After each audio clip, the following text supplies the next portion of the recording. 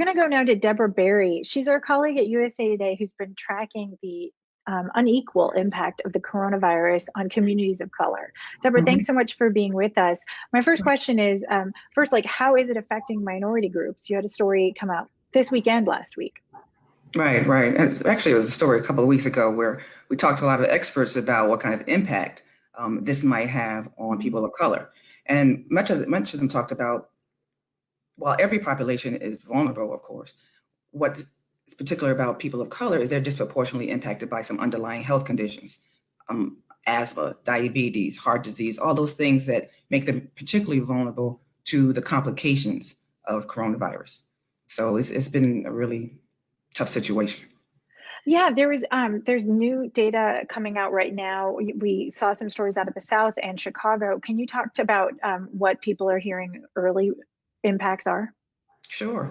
Some of the stories, actually, we're working on a story that's going to be published later today or early tomorrow about while people have warned or have been concerned about the impact, now we're seeing where it's kind of playing out in some places. For example, Louisiana, they released some stats that showed that 70% of the people who died from corona-related virus are African Americans. And that's in a state where the population is 32% African Americans. So it shows there an example. Some of the major cities that are hardest hit by it, New York, Louisiana, Detroit, are cities that have a significant Black population.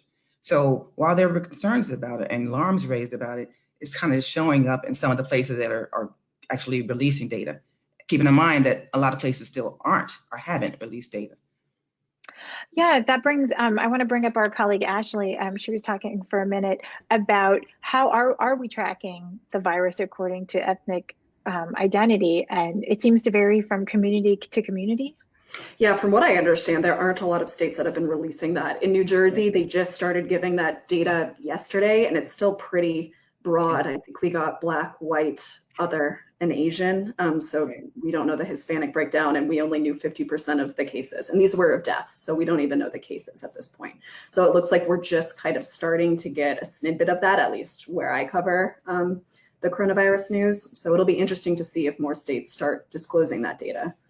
Deborah, And you were actually, saying, oh, sorry, go ahead. I was just going to toss to you. Go ahead. I was going to follow up with that is that there is a call now, and there's been a call before. Representative Robin Kelly of Illinois, for example, she's chairwoman of the Brain Trust for the Congressional Black Caucus.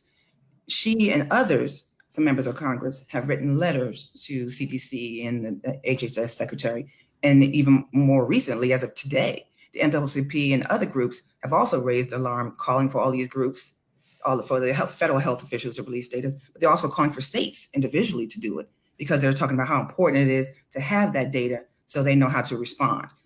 So health officials, state officials know how to respond and where to direct resources. And it just sounds like that's happening at a really slow pace, if it's happening at all. Right, right. I want to ask you, Deborah, your story talked also about how minority workers are being impacted by this in particular. Can you speak to Mhm. that? Sure.